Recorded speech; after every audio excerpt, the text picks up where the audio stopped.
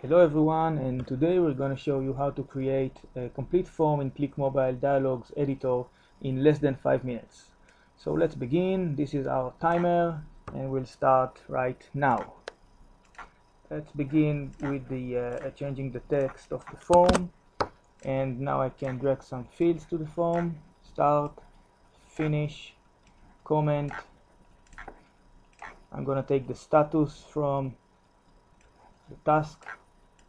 And now I can align all of those fields together, change the size of them, put it some closer over here. Next, I can change the size of the time. Just a second, select start and finish, change the time, and now I will make the status a bit more bold by changing the font. I will create the comment as multi-line to enable long texts, and ta-da, we have the first tab. Next tab is the customer tab. So let's write customer, and now we'll find the details of the customers. I would like to present the customer name, customer email,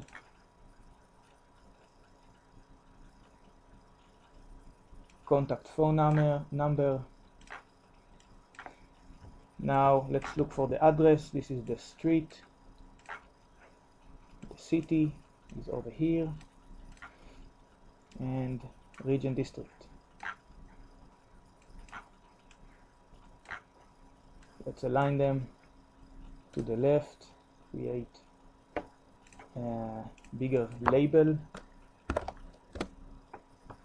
and make the same size for each of one.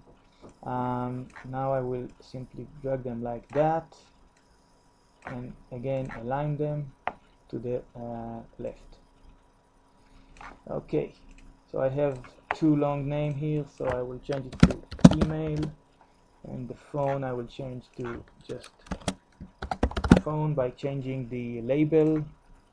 Now those two seems to be important, so I will make them a bit different with the color. Last thing to do is to create dependencies between region and district.